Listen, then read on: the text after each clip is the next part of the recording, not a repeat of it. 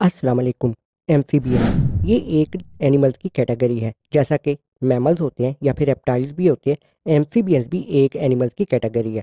लेकिन इस वीडियो में हम सिर्फ इसके बेसिक पॉइंट्स पर नज़र डालेंगे। डिटेल पर बात हम नहीं करेंगे क्योंकि जाहिर है इस कैटेगरी में भी काफ़ी सारे जानवर आ जाते हैं, तो एक एक पर तो बात नहीं हो सकती ना, इसलिए सिर्फ हम इस वीडियो में बेसिक पॉइंट्स देखेंगे। एम्फीबियंस ये ऐसे जानवर होते हैं जो कि कोल्ड ब्लडेड होते हैं। अब कोल्ड ब्लडेड होने का मतलब क्या होता है? देखो भाई, इसका मतलब ये होता है कि ये अपनी बॉडी का टेम्परेचर उस वक्त चेंज करते हैं जबकि पानी और हवा का टेम्परेचर चेंज होता है। जब हवा और पानी का टेम्परेचर चेंज होता है, इनकी बॉडी का जो टेम्परेचर होता है वो भी हवा और पानी के मुताबिक हो जाता है। एम्फीबियंस में जितने भी एनिमल्स आते हैं ये सारे वर्टिब्रेट्स होते हैं। अब वर्टिब्रेट्स का मतलब ये होता है जिनकी बैकबोन होती है, मतलब रीढ़ की हड्डी होती है।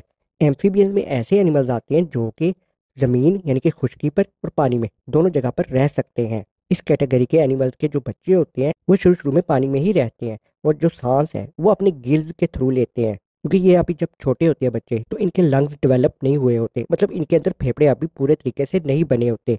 लेकिन जब फेफड़े पूरे तरीके से यानी कि लंग्स बन जाते हैं, डेवलप कर जाते हैं, तो ये पानी से बाहर आ जाते हैं और फिर ये अपने लंग्स के जरिए यानी कि फेफड़ों के जरिए हवा में सांस लेना शुरू कर देते हैं। अब इस कैटेगरी में फ्रॉग, टॉड। अब टॉड क्या होता है? देखो भाई, फ्रॉग भी जो है ना वो मेंढक होता है, टॉड भी एक मेंढक ही होता है, लेकिन थोड़ा बहुत इनमें पास फ़र्क होता है। और इसमें स्लेमेंडर भी आ जाता है। अब स्लेमेंडर क्या होता है? ये एक लिज़र्ड की तरह का होता है, मतलब छिपकली ही समझ लो। अगर देखा जाए तो एम्फीबियंस ज़्यादा देर पानी के करीब ही रहते हैं, ये पानी से दूर भी नहीं जाते। असल में इन्होंने अपनी स्किन को मॉइस्ट रखना होता है, क्योंकि अगर ये पानी से दूर चले जाएंगे, मतलब पानी से ये बाहर रहेंगे या पानी के करीब नहीं रहेंगे, तो फिर इनकी स्किन ड्राई होना शुरू हो जाती है। इसलिए ये ज़्यादातर पानी के करीब रहते हैं ताकि इनकी स्किन हाइड्रेट रहे। एम्फीबियंस में एक और ख़ास बात भी होती है। देखो, जब भी ज़्यादा सर्दियाँ आती है, मतलब विंटर में, ये क्या करती है कि ये हाइबरनेशन में चले जाते हैं। अब हाइबरनेशन का मतलब क्या होता है? तो अभी के लिए आप यही समझ लो कि ये डीप स्लीप में चले जाते हैं। मिसाल के तौर पर विंटर से बचने के लिए वो ज़मीन के नीचे चले जाएँ या कोई ऐसी जगह पर चले जाएँ जहाँ पर इनको सर्दी ज़रा कम लगे, ताकि इनको बाहर ना निकलना पड़े और इनकी एनर्जी कम से कम वेस्ट हो। जब एम्फीबियंस हाइबरनेशन में चले जाते हैं, मतलब डीप स्लीप में चले जाते हैं, तो ये सांस अपनी स्किन के थ्रू लेते हैं, यानी कि अपनी स्किन के जरिए ये सांस लेना शुरू कर देते हैं। फ्रॉग और टॉड्स क्रॉकिंग साउंड बनाना शुरू कर देते हैं ताकि ये अपने पार्टनर को, मतलब मेट को अट्रैक्ट कर सके अपनी तरफ।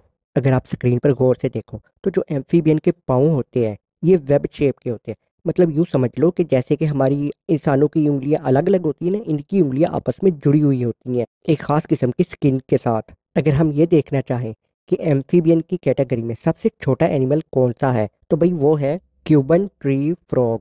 ये बहुत छोटे साइज का होता है। इसका साइज तकरीबन 12 मिलीमीटर होता है, या यूं भी समझ लो आपके हाफ इंच बस। और अगर इसी कैटेगरी में जो सबसे बड़ा एनिमल है तो वो है जायंट स्लैमेंडर, और इसकी लेंथ होती है 5 से 6 फुट। अब सारे एम्फीबियंस तो जहरीले नहीं होते, लेकिन कुछ जहरीले होते हैं। लेकिन कुछ एक आध ऐसे भी जहरीले होते हैं जिनका जहर अगर 1 ग्राम भी हो तो 1 लाख लोगों को मारने के लिए काफ़ी होता है। तो इस वीडियो में सिर्फ इतना ही। अगर अच्छी लगे तो लाइक कर देना और चैनल को सब्सक्राइब कर देना। अल्लाह हाफिज़।